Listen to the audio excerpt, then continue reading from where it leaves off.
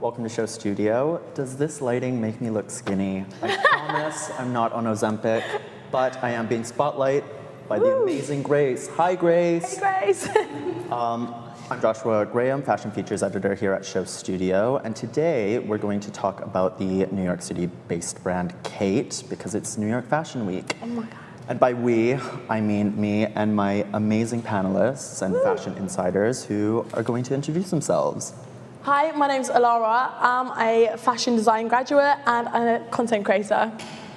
Hello, my name's Maximilian Kilworth. I'm a photographer and visual researcher.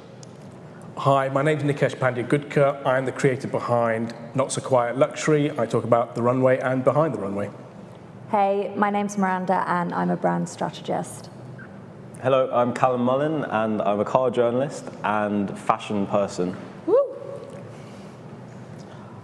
So, Khaite, with an H, was started by Catherine Holstein in 2016, and it's quickly made a name for itself in New York City as an it girl brand because of its elevated wardrobe staples and practicality rooted in American sportswear. It's a celebrity favorite. It's been worn by Rihanna. It's been worn by 19, who went viral with her cashmere bra set. It's manufactured in Los Angeles with cashmere and leather made in Italy. The brand's won 2 consecutive CFDA Women's Designer of the Year awards in 2022 and 23. Before we look at the collection, we were talking about it when we were all getting to know each other. What are our thoughts on Khaite? How much do we know about Khaite? It's huge in New York. It is a global brand. But from my conversations, maybe less so influential in London and the UK. What do you guys think? I'll start. I feel like I've known a little bit about Khaite, like you said, from the Katie Holmes viral moment that sort of kicked it off. But I've followed how the brand has changed over the last 5 years, and not just on the runway, but also financially, business-wise. Because I found it really fascinating, and I've almost sort of looked at it hand in hand at the same time as a brand like Jacquemus, maybe. So I've probably followed it for the last 4 or 5 years. Yeah, I think the brand has evolved drastically, especially with the sheerness. It was all like cashmere and very, yeah. Yeah, I think the brand has always, when it was founded, Holstein said she based it around the idea that the woman's wardrobe is wool, cashmere, and cotton. Mm-hmm. Yeah. And of course, that has obviously evolved into leather and shearling and organza. Yeah. Expanded, yeah. When we look at the luxury landscape in New York, where do we think Khaite kind of sits in that? Is it kind of a pioneer or a leader today? Not necessarily, because I don't necessarily feel like design-wise they're kind of doing anything super out of the box, but I do think that what they do is very kind of New York City girl refined.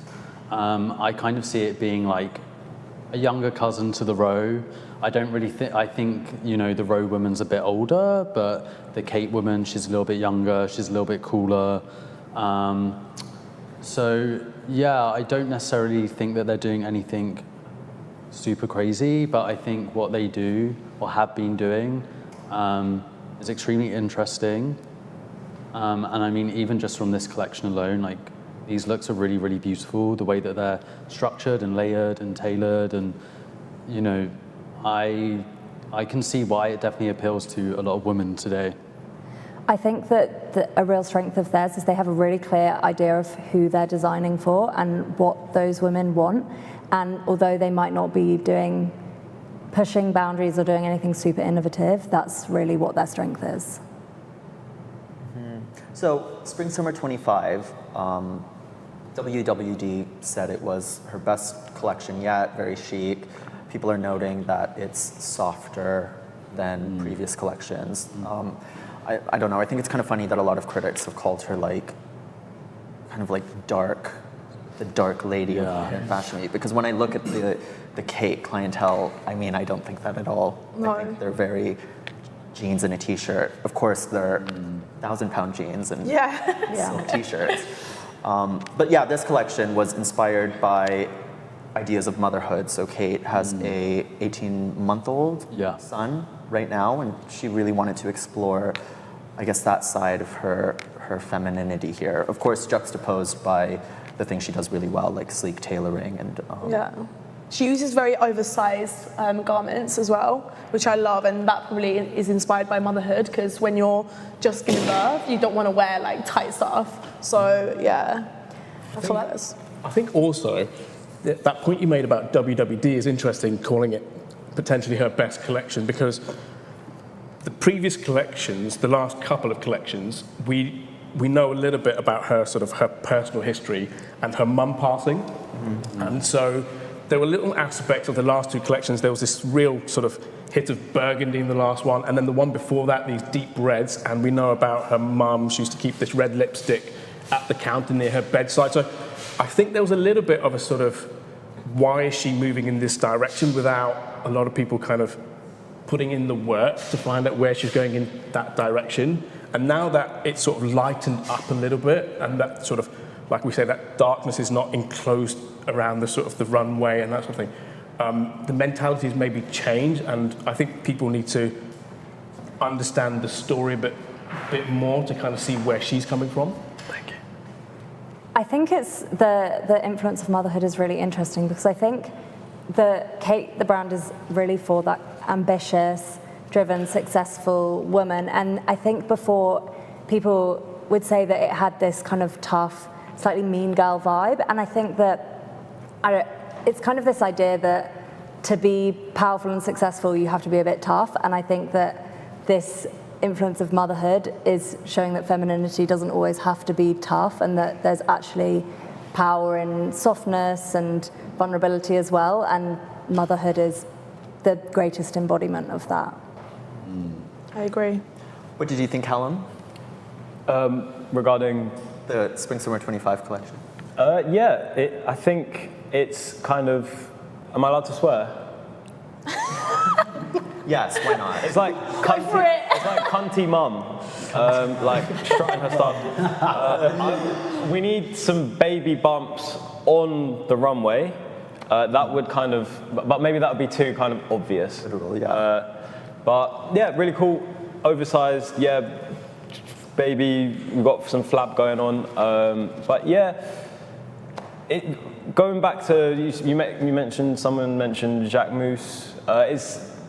As somebody that has no idea about this brand, it's very much kind of chic, dark, nighttime Jacques Mousse, essentials kind of, but a little bit more cheeky, a little bit more oversized. I haven't seen any of the prior shows either, but this is cool. Cool. Do we have any standouts from this collection before I move on to maybe bigger topics? In terms of looks? In terms of looks, in terms of design? Yeah, for me it was look 8. I really like look 8. That really reminded me of, this look in particular, I really loved it. It really reminded me of Raf Simons's last collection at Jill Sander, which was Fall Winter 12. And then also just kind of like it was almost like a stylistic grace note. That's what I'm more referring to. So the kind of gestures of the model in terms of where their hands are placed. Mm-hmm. I really kind of loved that stylistic embellishment. And it goes to show that actually the clothes are kind of more theatrical than they are just kind of something that you would just kind of put on and wear. Mm-hmm. And then also this look really kind of reminded me of Prada, Fall Winter 24. There was one look in particular. She has like a pink hat. That one. Yeah, it really kind of reminded me of that in its structure. So I kind of see a lot of these kind of references to Raf Simons in this collection. And also the shoes as well. The shoes, they really reminded me of the T-bar sandal, the Rodoo, which I thought was really interesting because I kind of feel like the road consumer could potentially definitely lean into Kate as a brand. Yeah. That's kind of what I really picked up on. I think the cool difference between that Prada look that we looked at and this look that we looked at just now is there's a bit more of a kind of a looseness to this one, where it's a little bit more kind of free. It almost feels like you don't have to think too much about putting it on, but it doesn't. It gives both impressions. Like there's a kind of a freedom to it, but also this person knows how to pick something out of a closet. I think that as beautiful as that Prada look is, I think the Kate one almost feels a bit more effortless. Yes. And it's almost as if, she could be going out for dinner. There's a surprise under there. Yeah, right? What is it? I kind of want to know what it is. In previous interviews, Holstein has said that she approaches design with Kate in a very modular way. So pieces that can be revisited over and over again and live seamlessly throughout future collections. Do you see that with this one? Yeah, definitely. And I think that's a really important thing for consumers. I think a lot of people want to buy and purchase for longevity, especially when, the price point of these clothes are like thousands and thousands of pounds. You don't really want it to be something that you kind of wear just for one season. So, yeah. I think she's on record as well of saying about how she feels, and I don't think this was a response to sort of the Phoebe Philos or the Eddie Slimans, but she's mentioned that she wants her clothing to be not just a fantasy, but also accessible. Yeah. And I think this is not necessarily true of what we're looking necessarily at the runway right now, but if we look at some other things, we talked about at the start, the cashmere, the jeans, these sort of things, they are priced differently to brands like Bruno Cucinelli sort of thing. So you could see that the statement is a little bit, it does ring true. Of course, these pieces, it might be a little bit different, but. I think she walks the line quite well in this collection with having enough creativity and play with the pieces, but also having the more wearable, approachable pieces as well. I think there's a good balance. Yeah, she has a lot of staple pieces that I think people love, and that's, yeah. The leather bloussons that we're both wearing today. Yeah. That's it. Great minds think alike. Yeah, but she does leather really well, and I think in this collection, it's kind of obviously shifted away a lot more from kind of what we're used to seeing with the brand, but there's still a lot of like the kind of Kate sort of codes that we kind of see, such as like really sharp blazers and these kind of exaggerated hemlines. Yeah, she uses a lot of masculine outlines, but it's like feminine. Yeah, my favorite look from this collection, I think, is number 5. When I looked at it, I was like, it just looks like they're hugging her. Like there's all these hands that are hugging her, and I think it's a great illusion. And I love the sheerness of the trousers as well. Trousers are amazing. That colour, Yeah, that kind of champagne-y, browny kind of colour. Yeah, I think she did an amazing job there. Where do we think that, Kate kind of sits within the luxury market in the sense that we have, the Row, we have Cause, we have Phoebe Philo. Does what Holstein does, is that enough to set her apart from everyone else? I think one of the things you said at the start when you were introducing the brand was you mentioned American sportswear. And I think this idea of the all-American sportswoman, it's not been done in American fashion, I don't think, since Donna Karan, maybe? Donna Karan? So I think that's very niche to her.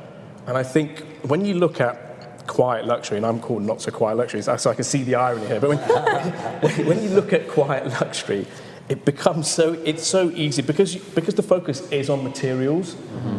Everything, I think when you're looking at it generally, it can kind of just homogenize a little bit in terms of how we talk about it. But if you look at the specifics, I think what she's doing specifically here with this sportswear angle, with these kind of little motifs that come in and out of every collection, these 3 or 4 ideas that she'll bring in, bring out, I think is unique compared to all these others that we're talking about. Yeah, I feel like Kate also looks at comfort. The comfort, the confidence. She wants to make the wearer feel confident, but in a comfy way, which is why I think she's using all these oversized silhouettes. And I do think that she does more with details and textures and contrast than maybe brands like the Row, and that she does play around more there. And I think, having that younger cousin of the Row, I think, is a really great analogy. Do we think Kate is more, fashion conscious than the Row, where the Row is more about that really elevated wardrobe? Is Kate kind of pushing the boundaries of ideas of minimalism? I think it definitely feels more fashion studious, just in terms of Holstein's career. Because if we just talk about that period between, say, 2009 to 17, so she does Elder Statesman, so she learns about cashmere, Gap, knits, right? So all these places that she lived in Japan for a while to learn about denim. So she's had these experiences. She's actually kind of added these sort of, is it strings to the bow, I guess it is, right? So I think a lot of these other brands, not to question their creativity or what they put out, but it's really lovely to see that homework was put in before she came back again. And I think it really shows. Yeah, she did her work. Yeah. So just for context, Holstein went to Parsons in 2008, I believe. Her junior thesis was bought by Barney's and stocked at Barney's, so she had a lot of industry kind of hype around her already. The recession hit, she had to step back from what she was doing and really figure out those years of what her brand would be, which is this education in fashion. I want to ask about the conversation around women designers and women in these positions at the heads of houses, because it feels very apt. It feels like that conversation is being pushed forward in a way it hasn't in previous years. So this morning, Sarah Burton officially at Givenchy, how fab. Mary-Kate and Ashley at the Row. We have the new Chloe appointment, and it's all about using this feminine perspective to create feminine clothing that appeals to real women. What do you guys think about that? What do we kind of want or expect from women designers?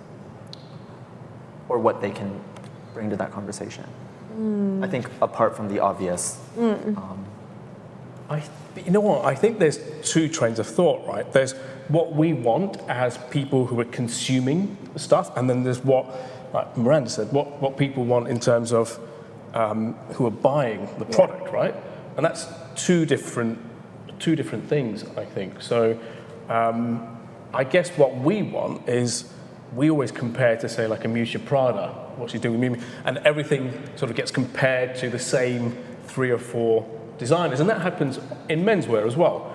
And we're all kind of in this bubble, and we're all to blame for it. We're all taking responsibility for it. But I think it's important to sort of distinguish that, because I think one of the points we were going to make is about the online presence of Kate, and we probably go into it, but you can see that doesn't necessarily maybe matter at this point, because the company has year-on-year growth.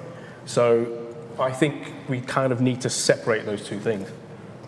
I mean, I think it's important to have more female voices, obviously designing clothes that are intended for women, but I think also this is what a certain type of woman wants, right? But women aren't a monolith, and this isn't that this is what all women want to wear. So I think that's also being careful not to flatten that conversation and kind of say, I mean, maybe I did even say it, that she's designing for what women want, but it is a very specific type of woman, and there are women that want to dress in completely different ways. Yeah. I think this collection I find really interesting because that approach to motherhood could really only come from a woman who's experienced motherhood. And you can see it a lot in the volume of the silhouettes. Yeah. The elongated torsos and the bubble hems and those silk shirts that button up and have short sleeves. Yeah. Do we think that's, I don't know, valid? Do we think that it's too, I guess, on the nose? No. Well, I think, so I feel like I'm taking over a little bit, so guys will come, but I think with that, as you say, with the motherhood aspect, it's not only, I guess, I'm not calling it maternity wear. No, but it's not only, I guess, the positivity and the joy that motherhood brings, it's also the challenge of balancing your time. And I think a little bit, again, like we say, it's changed from the last few collections, but you can still see in this collection there is that sort of that tension, and you need that tension. You need that bit of that push and pull to create something that connects with people. And you can see that it's not just this one side of motherhood. There's this other thing that she's playing with or trying to communicate to us about. But I like that, I mean, with the theme of motherhood, there are still lots of very sexy, like nighttime pieces, and I think that that's also an interesting in the context of motherhood, that, you know, that your identity doesn't get kind of changed into this one soft, ethereal, with the pink hues and everything, that vibe, that there's also still this part of identity there. Yeah, you don't lose that sleek, chic part of you just because you have... Yeah, exactly. I mean, realistically, you do. Right? Not talking from experience, but people that I know, they just wear pajamas. I mean, historically, yes, but as Brianna has proven in the last, there's more than one way to kind of present that version of yourself or that stage in your life. And I think what a lot of these looks do are kind of very empowering, because being a mother is a very powerful thing, right? But I think often at times, well, not that I can speak because obviously I'm not a mother and I'm not a woman, but... You sure? No, I'm joking.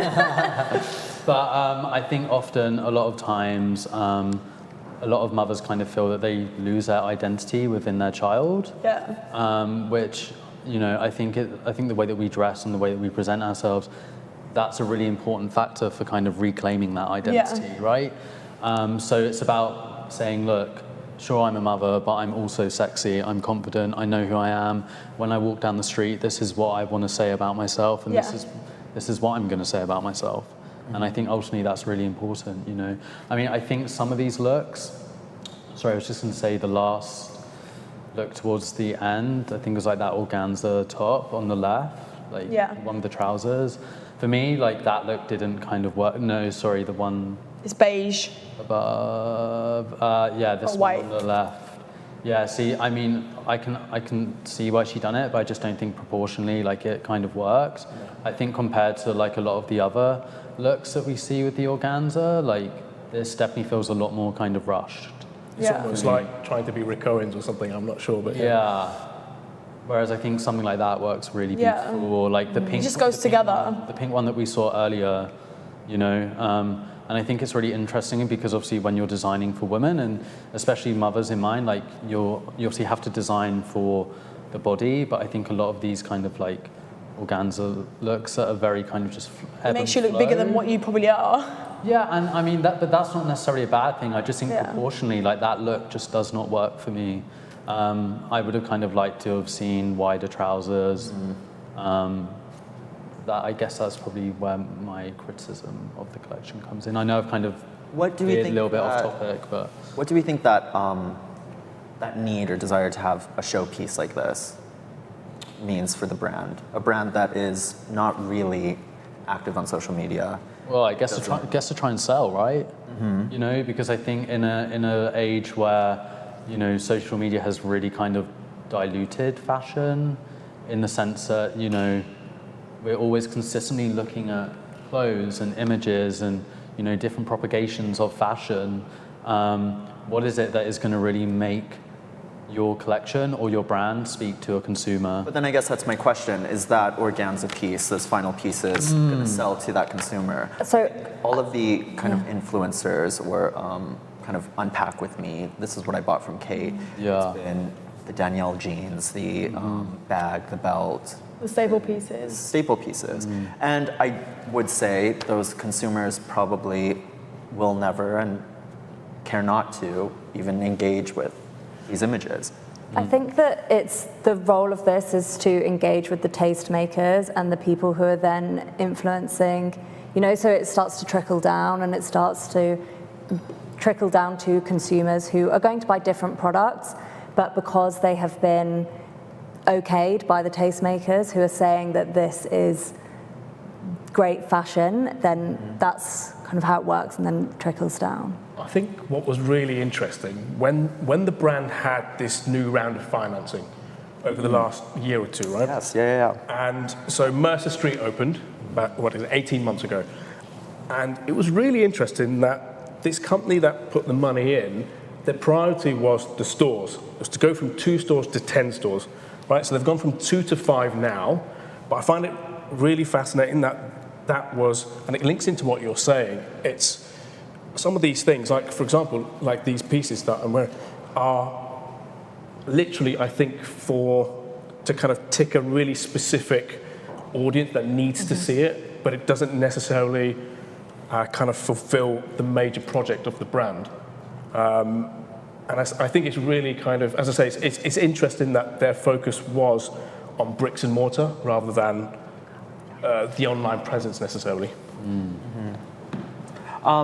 Callum and Alara, as content creators, when you look at a brand like Kate, that last post was over 6 months ago, I mean, does that ring any alarms in your brain? Yeah, I feel like they've got 4 posts right now, and I think for a brand to be successful, like, you need to post at least 3 times a day, because that's what I'm seeing from brands that we all know, like Jacquemus, Dior, places like that. They're always constantly posting, reminding us what's coming, what's new, you know? And I feel like Kate is slacking with that. But yeah, what do you think, Callum? I think the fact they don't post ties into the mysteriousness of the brand. For me, not knowing anything about the brand, I'm kind of drawn in. Like, I see 731 followers, and I'm like, you've only got 4 posts. Like, what? I think that's why I asked, because it feels really interesting. That that's the case here. Or like, I mean, the show was on Saturday, and they haven't posted a single thing. Yeah, I think they did a live stream, which is really good. It gave an insight on what the brand is more when it's live streams, but... I mean, obviously, you know, it's a heritage house, but in terms of their like content strategy, like Balenciaga do this a lot as well. They kind of just post and then delete, which I think is always kind of really interesting. I don't necessarily feel like it works with Balenciaga personally, but I think with a smaller brand it does, because it's almost like you have to have your finger on the pulse and you have to know what it is in order to see it when they put it out, right?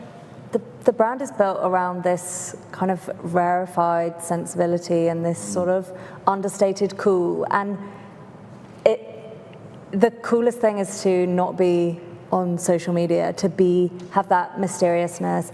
And it's not going to feel that exclusive in the same way without this element of rarity that they're creating by not posting on social media. But if they're so mysterious, how are they going to expand their clienteles? Like, how are they going to... Well, I think not to bundle them all in together, but I think the Row and Phoebe Philo have done similar things. I think, especially look at I don't think Row even have an official Instagram account. Well, they do, but they only post a lot of their like visual research, so like art references, that's it. things like that. But when Phoebe did it, it was literally a sign-up post, and then 200,000 followers within a day. And then recently, it's just been each edit, there'd be a couple of pictures, and then things, like you say with Balenciaga, things get deleted, put up again. And it is that part of that mystery.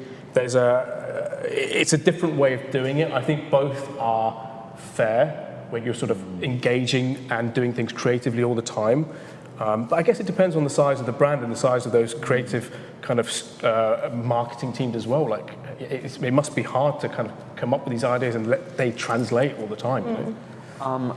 Callum, as an expert on building a digital audience, is volume posting still beneficial? Does that still work? Or do you think we're in a time where actually scaling back and allowing a little bit of mystique? Well, I mean, they clearly have like a lot of money, and I think you only really do like bulk posting for 2 reasons. One, if you're trying to amass a following on social media and make more money, but I think they don't need that because they're like, look, they've already built this brand. They can just sit back. If people like it, they like it.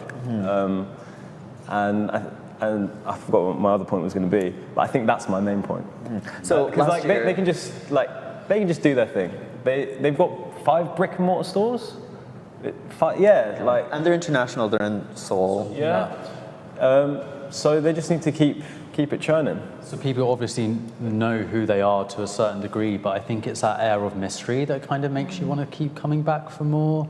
At least for me, anyway. Especially if I was only just to kind of not really know anything about the brand and just kind of find them through Instagram, I'd be a bit like, oh, well, this is really interesting, and then it kind of leads you down a rabbit hole of going on the website and then trying to delve in more. And I think the thing is with the mysterious aspect of it, like that's half the fun, trying to figure out what this brand is about and who is it for. It almost straddles that fence between kind of if you know, and Yeah, exactly. I disagree. I want to see everything. I'm so impatient. Give me those photos. Well, I think one of the things about Kate, we mentioned Katie Holmes at the start, they get this free marketing because some of these magazines How do you know will that's see them free? on school runs or see people going to the workplace. I have maybe another question for our resident content creators. How organic do you actually think this is? I was going to say, I feel like she was paid. When you've got the budget, you can make anything like happen.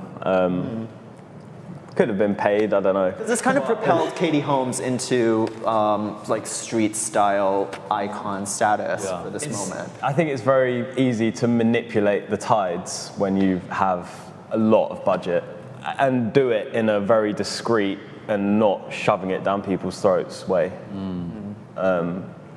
So I think they've clearly been very smart. Yeah, the fact that she just got paps just wearing it in the street. Yeah, it's a really good photo. It's really good. It's actually Great strategy. the off-the-shoulder cardigan. Yeah. It's like Where's my taxi? But something I find so interesting about this is I think after this photo went viral, they did start to control the distribution of this item. Because the issue is when it becomes this oversaturation of an item, it doesn't become cool or desirable or exclusive anymore. So I think that treading that line of having all of the it girls wearing your pieces, but also trying to avoid that oversaturation is, again, part of the reason why maybe they're not active on social media. Why do we think this cardigan kind of launched 1 million cardigans around the world and really brought the cardigans back? It's structured, it's nipped in at the waist, and it has voluminous sleeves, but I mean, Did it really have that big of an impact?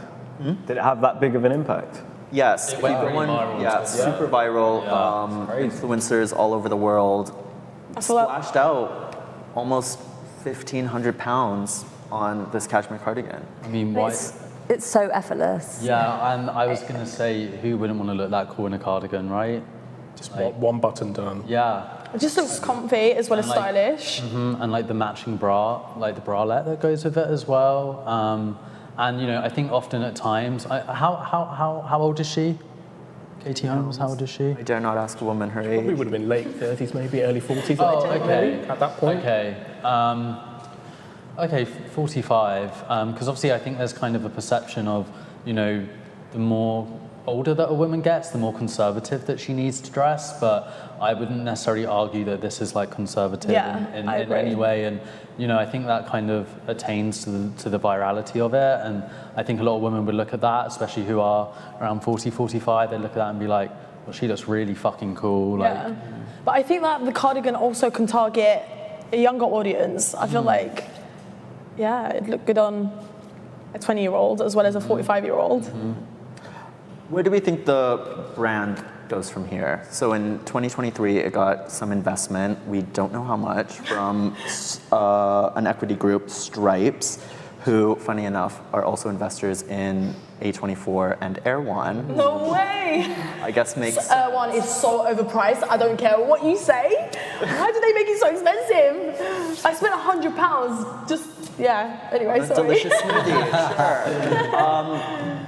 Do we think it's smart for them to continue this route of I would almost call it slow building, even though they've grown so much in Like mini injections. Yeah. They haven't followed the same pattern that a lot of the luxury brands have followed right now.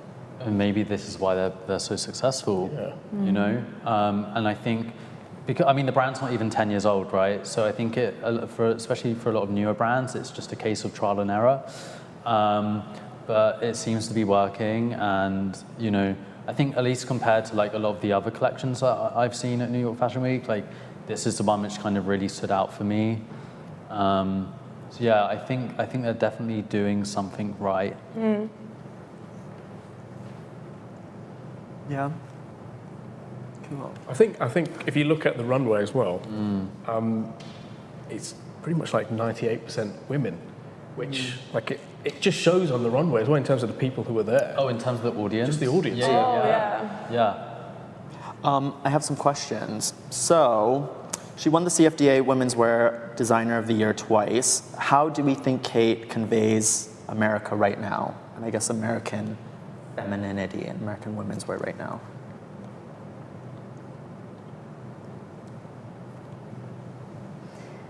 Anyone? Go on, Callum, you can do it.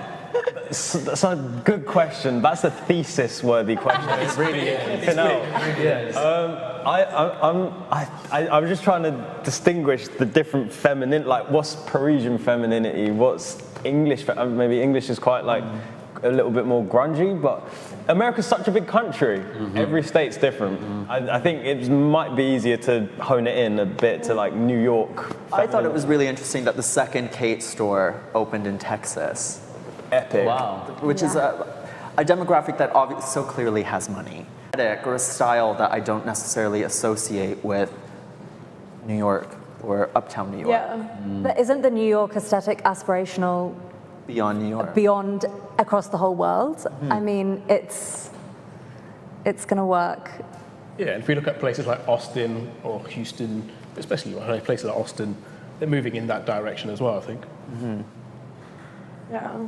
I think what it does well to kind of express this American high-endness is when I see New York, especially, what they do really well, and a lot of these pieces do really well, is you could wear them in a kind of cheeky way, but also in a more conservative way, which is something that I think of especially when I think of America, especially New York. Yeah, I think it's this idea of womanhood that is more nuanced and complex and has these different facets to it that comes through, particularly in this collection. I wanted to end a little messy. Phoebe Philo. Messy. Phoebe Philo does something very similar to Kate, gets kind of similar press attention to Kate. Do we think both these brands can or need to exist simultaneously? I mean, they're both very into ideas of quality, elevated wardrobe staples. They're both fashion forward, but still practical, and they're both very expensive, which is the most important part. I think Phoebe's going to be quite upset that Kate has kind of stepped on her toe.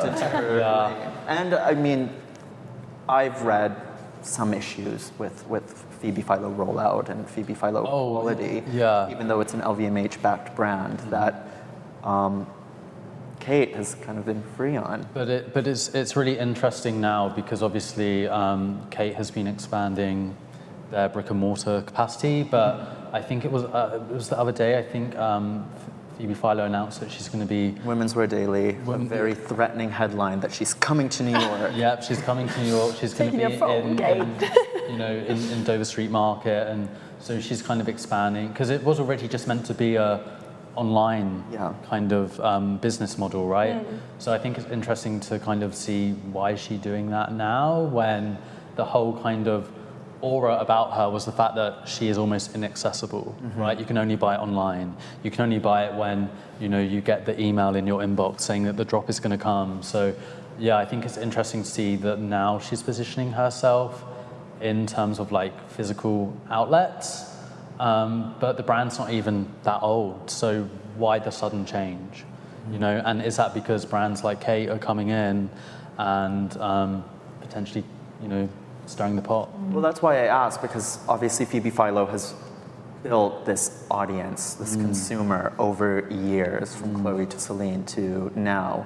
The rollout for this brand was quite intense, I would say, the amount of times you would report on an Instagram post saying it was coming.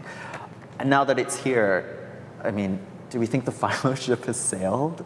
Do we think there are too many brands in the market that have kind of latched onto or improved upon that aesthetic and that approach to women's wear? I think artistically, there's an argument for that. I think we don't know yet the full first year financials for Phoebe, like we do for Kate. And like I said earlier, you talk about triple-digit year-on-year growth.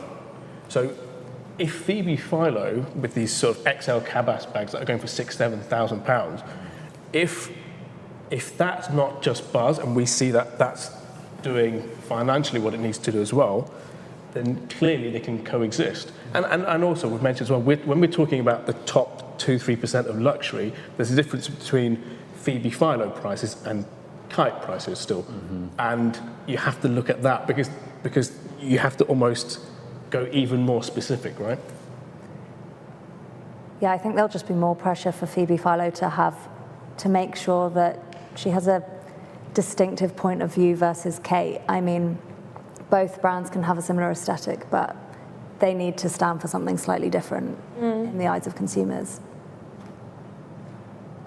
That's all I had, but to send off, are we Kate girls or Philophiles? Oh, I'm sticking to my girl Kate. I just feel like the pieces speak to me a lot more when it comes to like expressing your emotions as well. I mean, I've always been a massive Phoebe Philo fan, especially what she was doing at Celine. But truthfully, I kind of feel like since she's launched her own label, it's kind of just fell a little bit flat for me. So I'm actually going to go with Kate on this one. I love both. I love that sort of reclusive element to Phoebe Philo as well, and I think Khaite is kind of going that way as well. But yeah, like I said, I think there's space for both. Like, why choose? So which one? Which one? To pit women. Come on. I should not commit. I think if I had to pick one brand to have my entire wardrobe from, it would be Kate at the moment. They both look the same to me.